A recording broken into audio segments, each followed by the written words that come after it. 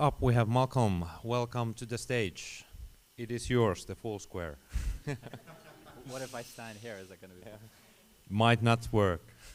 I think it's a trap door outside. If we have really bad speakers, there's a lever.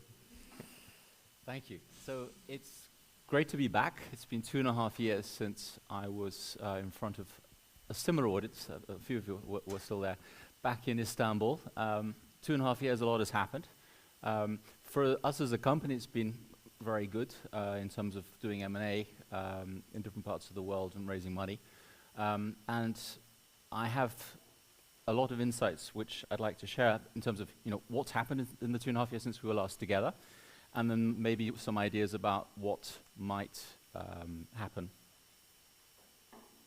What might happen if the slides go.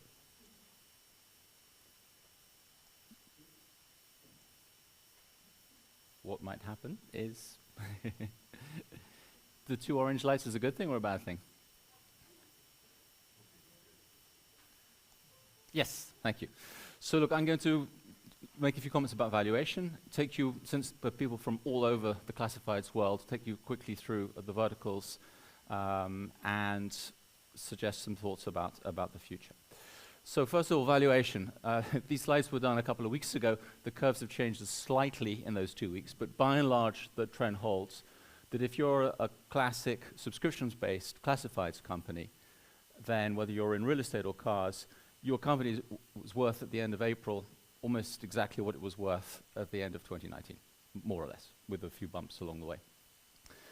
If you then look at, so that's the classic guys, if you look at the transactional models, I'm including people like Open Door, so the iBuyers, what I call the tech-enabled brokerages, so the largely online, highly scaled-up tech brokerage companies.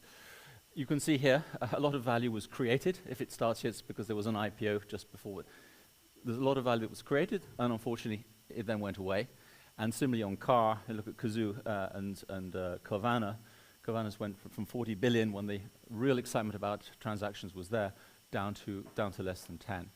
Maybe part of that excitement was because the classifieds guys have managed to take very large market shares on an ad model, and maybe investors, especially public market investors, had not perhaps thought through what it would take to get the same kinds of market shares that you guys have as advertising players. And then, of course, there's Zillow, who, of course, flipped from one camp to the other during this period, right? So when they announced to the stock market, hey, we're going big time iBuyer, whoa, a lot of excitement. And then the excitement started to fade. And then, as you can see, they also decided to pull out when it became financially too painful to stay on that model. So were we wrong to get excited about, or was the market wrong to get excited about transaction models? Actually, I don't think so, because the core process, which people or the user sides who are using classified sites are looking for, remains still broken, right? You're starting on a nice website, and then guess what? You're given a lead, and you're calling or emailing an agent. Still, it's the case in 90% of all situations, whereas a lot of us think that if I want to buy something, I just want to find it online and click and buy and get it delivered. Well, the house maybe it won't get delivered, but get delivered in the same way that my phone is when I order on Amazon. But it's not so easy. It's both complex and complicated, and we're going to touch a bit of that in a few minutes. So what's been going on in real estate? The problem with real estate, in my opinion, the challenge in real estate, in my opinion, is that portals rely heavily on subscription revenues from long-tail real estate agents. What do I mean by long-tail real estate agents? I mean basically offices which are doing less than 20 transactions a year. And in fact, this is data from a large European player, that 65% of their revenues are coming from what I call these small agents. And why is that a bad thing? Because I think that much of what those agents do can be done much better, faster and cheaper with software and data. And I won't go through everything, but if you think of the process between preparing a listing, dealing with buyers, and then negotiating and closing, most of that can be done by wherever the bubble is complete. That's when there's a huge impact which you can have using data and software. And in fact, the only 3 things which sort of human beings are really good at are viewings, negotiation, and advice. And of course, the tech-enabled brokers also have human beings who can also be very good at that, but what they also have is a lot of software and data to do the rest of it much more quickly. And that means that over time, the landscape's likely to change, right? We've got the straight born, what I call born tech-enabled brokerage, right? The guys who've only been a tech-enabled brokerage, like Mackler in Germany, Purplebricks in the UK. And then we have those who've got there through organizational transformation, of which probably Keller Williams is the best example. I don't have a good example in Europe. Hopefully someone can message me one, but I'm not sure that there are a lot. And we do have a lot of brokerages which are, I think, struggling, and some of them won't survive. That in my view is for sure. So that's a problem. If your revenue model relies on small agents, I wouldn't want to be relying on them. Secondly, and I think this is consistent with what I heard this morning in the pricing presentation, I don't think subscriptions is a very clever way to monetize real estate listings. Why? Because I think that over time, as our tech gets better, if you think of the model, right, it's about renting out slots, right? But the faster you're able to find a buyer for your property, the fewer slots you need. So actually the system is disincentivizing you as a portal to be good at matching supply and demand. Does that make sense? Not really. So I think that the future has to be some kind of value-based, and of course commission sharing would be the other part of that. Otherwise you're leaving, and I've presented on this in the past, you're leaving far too much money on the table, you're giving the agent far too much for what they're doing. And another thought that Zillow, again, Zillow had the guts to pull out of iBuy when they realized it wasn't sustainable. Zillow is still, in my opinion, the most transaction-oriented, old school classifieds business. In fact, if you look at the way they report, they obviously do drive listings, that they have published listings and drive leads to agents, but they're doing it on a success fee basis, and they're also getting involved in arranging financing. And what's interesting is that they're actually, and helping with some of the closing particularities as well, by the way, what's fascinating is they actually present their results in terms of how many customer transactions we did, 360,000, not a bad number, and the average revenue per transaction, $4,100. That's actually more than a UK broker makes on selling a house. So, of course, the rates are different, but what I'm showing is by having clever revenue sharing models with agents, both, by the way, in the case of Zillow, on seller leads as well as buyer leads, you can get wonderful levels of monetization. And I just want to contrast that with how Rightmove, done an amazing job for almost 20 years, but they're still in that world of, they still use the word revenue per advertiser. So they are still, in their minds, an advertising business. And that, in my view, has limits. They made 300 million, which might sound a lot, but there were probably 1 million unique objects listed on Rightmove last year. They've got most of the market. So they're making £300 for the listings which they're doing advertising on, compared to the $4,000 which Zillow is providing that broader service set for and getting high monetization for. One other thing which became very important during the pandemic was suddenly a lot of classifieds guys thought, we're having problems the number of listings is going down. Maybe we should help agents find listings. So there's been a huge and a very rapid acceleration of businesses getting into ways of finding listings. And of course, if you've anyway got most of the buyers on your portal, because they're looking at the nice listings you have, well, guess what? Probably 2/3 of them are also sellers.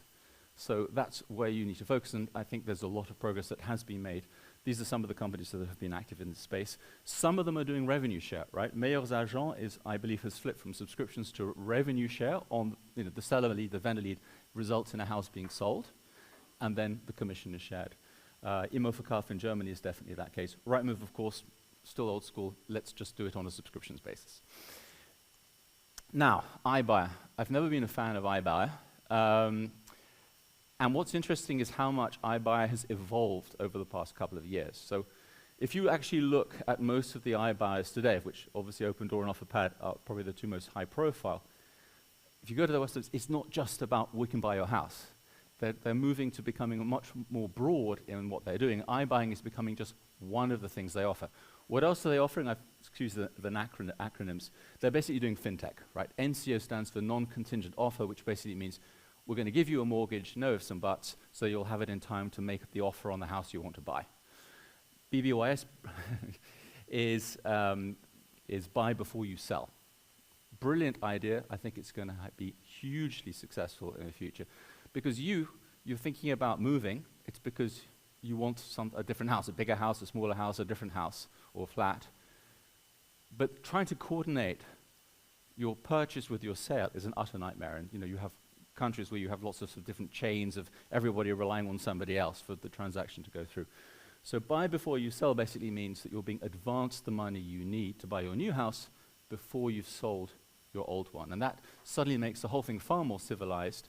It means that there's opportunity to make money on that financial product, and that for companies like Knock and Orchard are basically doing that as their core business. But there's also if for some reason you don't manage to sell your house, then we will pick it up for you, that kind of offer. They're also, by the way, often very collaborative with agents. So it's encouraging some agents to also work on a commission share business, both on providing supply and providing demand. Here's just some examples of how it is. So I'm only buying, help me with the cash-based offer, or I'm buying and selling, help me with that. And by the way, of course, there's nothing more civilized than once you've found your new house, you can move out and have one of these guys take care of selling your old house. So I think it's really clever. Of course, Europe doesn't have it yet. One reason may be because it's harder from a regulatory point of view. Commissions are, in some countries, lower. But I think I would be astounded if we don't start to see these products. I know I heard over a few startups, but there's nothing big yet happening in this space. I think we will see something along those lines. What is interesting is Kazaво, the best funded of the European iBuyers, has also decided that's not enough for us. We need to also basically list properties which we're not necessarily going to buy, but help to generate traffic and hopefully find some buyers the traditional way. And they're doing that, again, collaborating with agents. So that seems to be very much the model going forward. But finally, the ones, to wrap up real estate, the companies I think who are showing the most inspiration aren't in Europe. Well, sorry, one of them's in Europe. The others are in Brazil. So these are fully transactional marketplaces. Loft started as an iBuyer and now has become a platform where, in addition to iBuying, they're also allowing agents to put listings down, and the Loft is generating traffic, and of course, if the house sells, there's a commission share. Quinto Andar, similar. It started as a managed rentals platform, and now similarly, they're moving into sales. They again allow agents to post listings.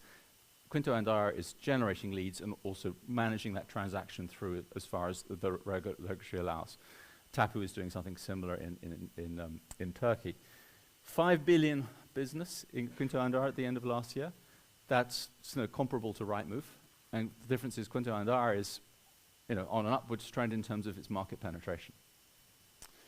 So I think those models will start to take on in different ways. Obviously, it's more difficult in Europe when you have these established high market share agent networks. I still think it's going to happen.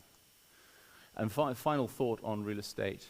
One thing which I think might happen is, why not link up a tech-enabled brokerage with a classifieds guy? And again, you saw the presentation yesterday about own label versus branded coffee on the shelves or whatever it was.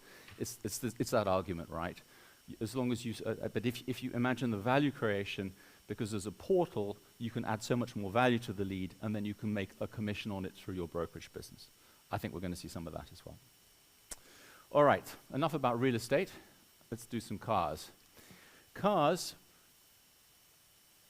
I think there's been a huge impact in the market, not by market share of players like Cazoo and Autohero, but they have completely changed consumer expectations. So now, I'm buying a second-hand car. Hey, I'm expecting that there's a guarantee of quality, that it's been inspected, that it's in a good state, that if I don't like it, I can take it back, and so on.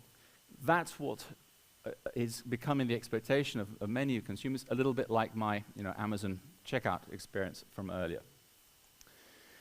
If you look at how they've been driving up or growing over the years, Carvana, as you know, has been around now for over 7 years.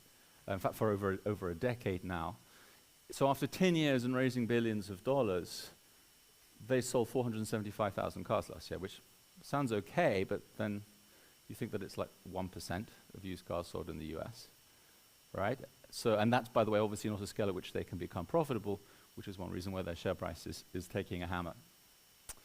Cazoo thinks they can do everything faster and better. Let's see if they can. But even if they got 5%, there would still be 70, 80, 90% of the market available for other markets, right? Assuming Kazoo and one, maybe Autohero ends up as a success. So what else is going to happen?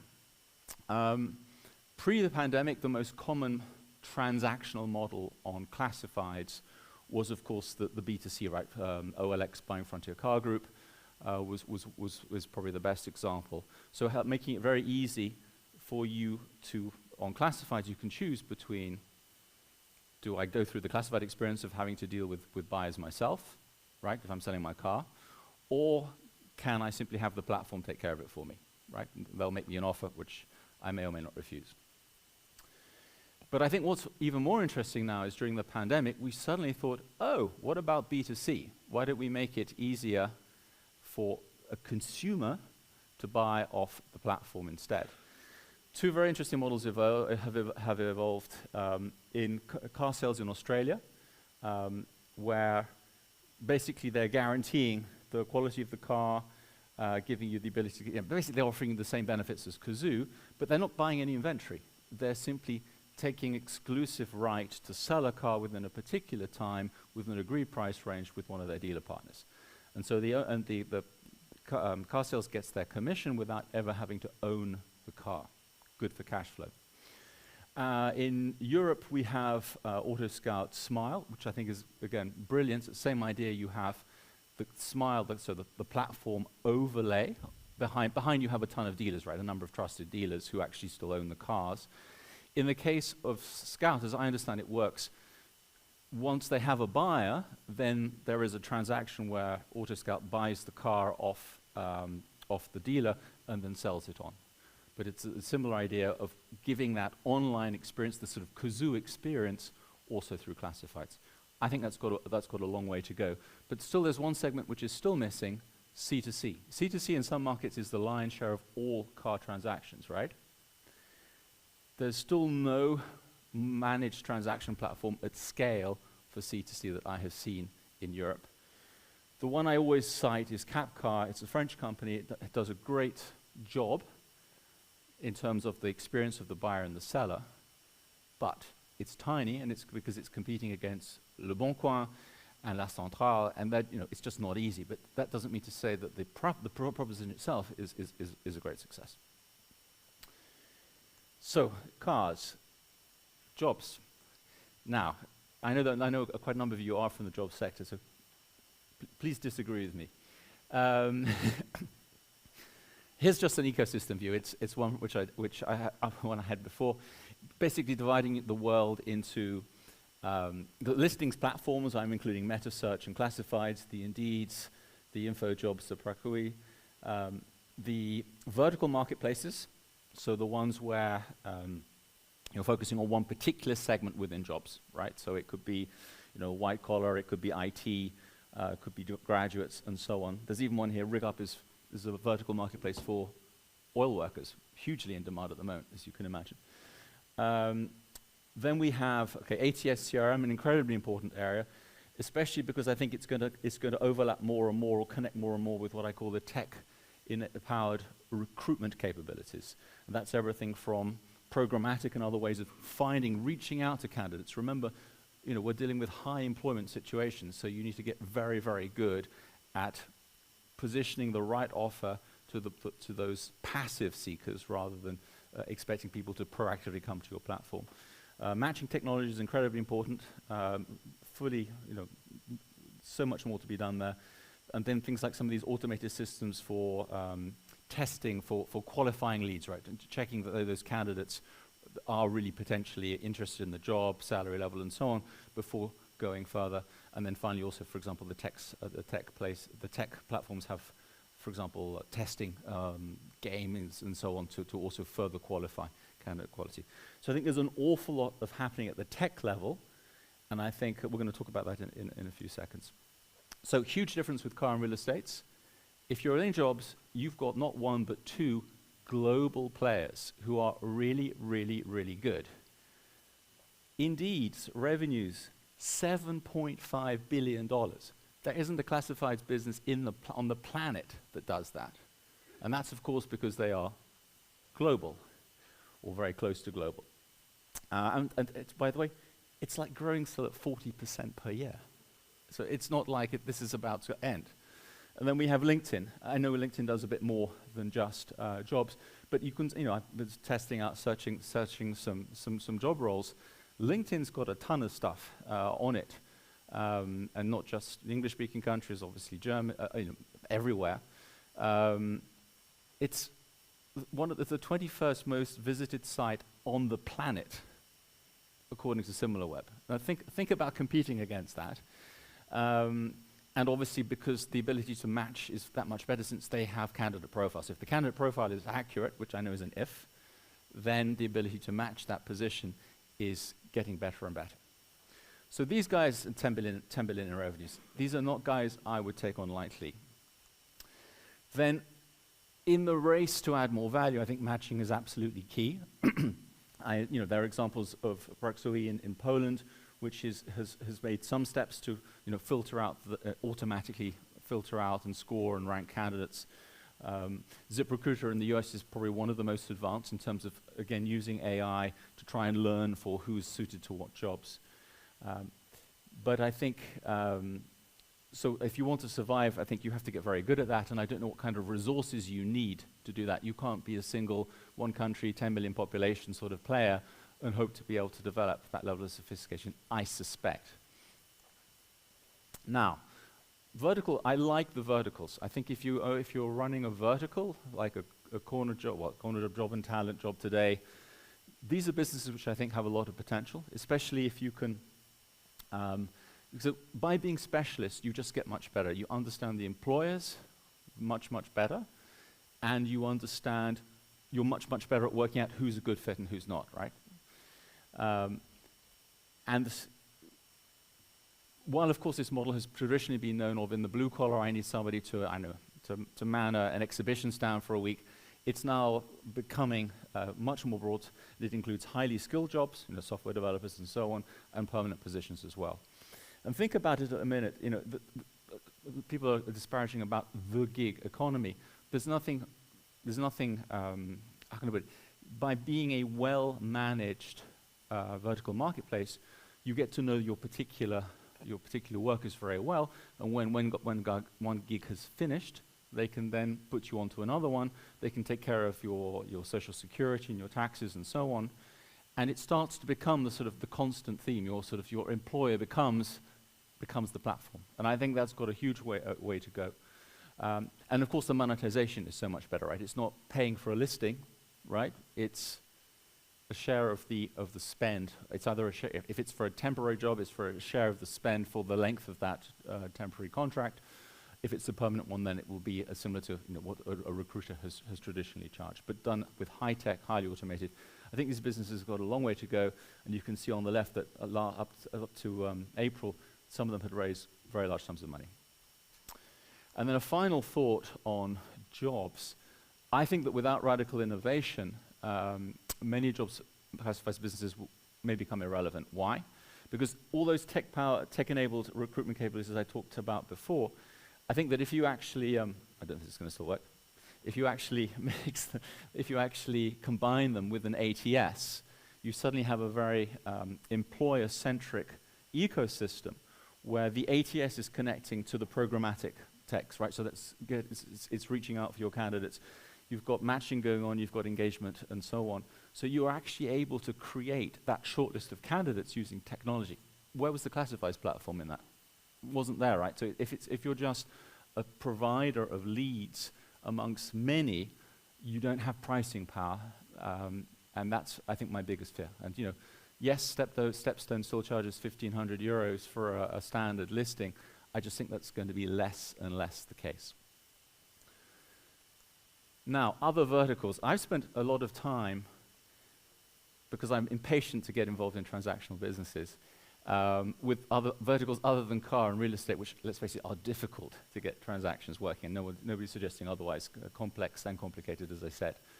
So the other verticals, and when you listen to Adevinta, for example, and I think it's been echoed during the conference, that generalists, general goods, right? Furniture, clothing, watches, is the sort of the fourth vertical, right? After car, real estate, and jobs. It's just that it's not been monetized until recently, and then ever since Vinted suddenly worked out you could charge the buyer for shipping and payment and some more on top, suddenly everyone's woken up to the fact that, yes, we can monetize. And it looks so 400 million expected from Adevinta from consumer goods only. Guess what? Some of you might have seen this as sort of internet folklore. The idea of Craigslist, which is basically the version 1 of Le Bon Coin, full of lots of rubrics, but each rubric starts to have vertical specialists, right? So it could be tickets, it's StubHub, it could be clothing, it's Vestiaire Collectif, and so on. So my point is that there's a ton of verticals that have been growing to address these different rubrics within the traditional classifieds page. And in many cases, their value propositions will be a real challenge for the horizontal guys to match. So look, don't think I have a handbag fetish. It's just that I'm doing something in the luxury goods business, so I spend a lot of time looking at Louis Vuitton handbags. And it's interesting, if you do the search on Vestiaire Collectif, you get this beautifully, all the pictures are blacked out, very standard look and feel. It almost, it feels like a luxury boutique. And compared with Le Bon Coin, where obviously these are individual listings, right? So there's no consistency, no uniformity. There's even some bizarre, weird programmatic ads coming up in between them as well. So probably not the luxury shopping experience which you would want to buy that handbag with. And then if you sort of look at the overall proposition, they're really very different. In terms of the listings quality, there'll be often just a few photographs on the classified, and I'm not getting at Le Bon Coin, I think they're a hugely successful business, but generally with general classifieds, fewer photographs, really hard to work out. There's stains underneath, there is the inner lining ripped, all these things which really matter, compared to Vestiaire, where there's a very rigorous process that's managed by the platform. You have to take these specific photographs from these different places, or else it doesn't get listed. In terms of just finding what you want, on the generous, it's going to be handbag or canvas handbag. And sometimes you can do brand. If you go on Vestiaire, you can choose between 150 different types of handbag and say, I want to see this kind of croissant handbag from Louis Vuitton, and bang, you'll find exactly what you're looking for. And of course, you'll find more as well, because guess what? They're sourcing globally and not just from one country. And these objects can travel globally. Authentication, Vestiaire has a team that verifies everything. Le Bon Coin, good luck. It's of course, they don't have that infrastructure to do so. And we can talk about the buying and checkout experience, but obviously Vestiaire is more your Amazon, and Le Bon Coin, obviously we heard yesterday, of doing a good job, but it's still not that seamless click-to-buy experience with the box arriving the next door on your doorstep. So as a result, I think that if you want to sell your handbag, you'll get a much better price on the Vestiaire than when you're in Le Bon Coin. And the other interesting thing is that many of these businesses have transformed to become vertical transactional marketplaces not with national or regional, but global ambitions, right? US, Europe, parts of Southeast Asia, sometimes also China. China's a bit more tricky. Whether we're talking about fashion, whether we're talking about crafts, Etsy has already gone global, or watches, companies like Chrono24. So these businesses are here to stay, and they're going far, and they're going global. And that may mean that it's really hard for you as a horizontal player to still capture a high volume of those high value items. So what does this all mean? So a few thoughts. I think, and by the way, it's interesting, real estate and cars, it's exactly the same story. So I put them on one slide. A I think that it's clear that the classifieds players have started to experiment with commission-based transactional models. So, for example, the commission sharing on the vendor leads is a good example, or on the auto side. Remember the Select Smile products from Auto Scout and from Car Sales. I still think that this vulnerability or exposure to small intermediaries, the agents and small car dealers, is a huge issue for classifieds. It's not going to go away. And so that, although you have good liquidity, you have good volume, I don't think that's enough for the long term. As I said, the customer expectations of a great service experience are now there for car, and increasingly will maybe be there for real estate soon. If you think of the iBuyer experience in the US, you need to address that as classifieds. I think that in terms of getting revenue growth in real estate, it's going to be probably, I hope I don't get annoy too many people, it's going to be definitely using performance-based pricing and perhaps launching some of these fintech products I talked about earlier in cooperation, for example, with a financial institution. You could do that. The more aggressive guys may start to bring transactional capability, as I mentioned, I have a real estate portal, why don't I buy some kind of transaction capability as well, a brokerage of some form. So I think, and by the way, I'm very excited about Select and Smile, as I said, but I don't think that C2C car transactional business is just with us yet. I think that's just one step too difficult for the moment.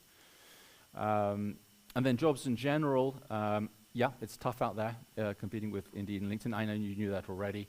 I think the ATS guys can give us a hard time if they start to link those other applications together. And I think that those job vertical transaction marketplaces can become regional or even multi-regional players in time. I would argue that general classifiers is going to have an increasing problem about being de-verticalized, or whatever the term means, taking out some of those valuable verticals. And I think that, yes, of course, there are markets, it's a shame that Barak's not here, but markets like Turkey, where you have an incredibly powerful generalist. I think they will still do well, because of just the volume of traffic.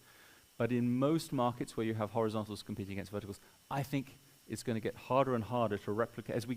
As each vertical gets deeper into the transaction, it's obviously harder to do. If you're a horizontal, to try and compete by going equally deep in so many different types of transaction, I think it's really, really difficult.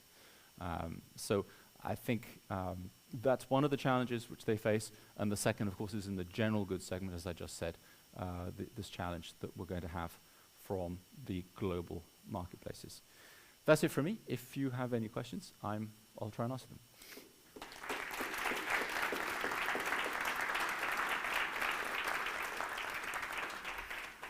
Thank you a lot for the insight. Any questions from the audience? This one over there. Yeah. Sorry.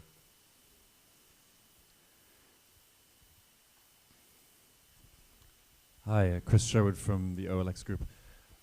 So I'm curious about your previous slide where you said that you thought that there was a lot of similarity between cars and real estate. So one thought that I had was that actually there's a huge difference in those two kind of markets. One is, the real estate market is primarily about existing stock, which is going to be there for decades. And of course there's new things being built constantly, etc. But basically the stock that is the churn in stock is much slower than in cars, particularly at a time, wouldn't you say, that where cars, within it depends on the region of the world, but within 20 or 30 or 40 years, I mean, all of these cars are going to be gone and they're going to be replaced by entirely new types of vehicles, where the business model is really not yet clear. Isn't there a bigger risk to the survival of these kinds of car marketplaces in general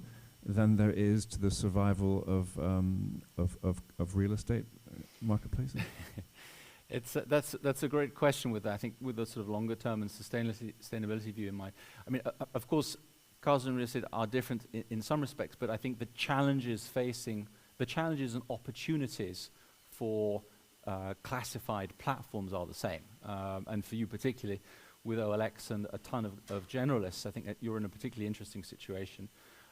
I don't think the biggest constraint to growth of car platforms, be they classifieds or iBuyer, their biggest constraint to growth is not the fact that either that we may not be using so many cars in 30 or 40 years' time, or B, that the cars themselves have a declining value over time. I just think that the market is so huge and there's a need to find new owners. But did I answer your question, or was there an aspect I didn't forget? Yeah, I think I'm just questioning whether the sort of the entire way that cars are produced and bought and sold could radically change in a way that real estate is the real estate sort of market or the way things are bought and sold is not going to change as quickly. I mean, you're right. We could go to fully autonomous vehicles. They belong to large groups, and you're paying for them by the ride or by the day. That's quite possible. And then I agree. I think there will be a lot of work to do. Although one of my last transactions was funding a classic car site, which is going transactional. But so there may be some room for them. Look, I think that's far away. I think there's just so much that's going to happen, and there's so much value you can create in the next 10 or 20 years by making, OLX Automotive a huge player on the transactional side. Awesome. Thank you.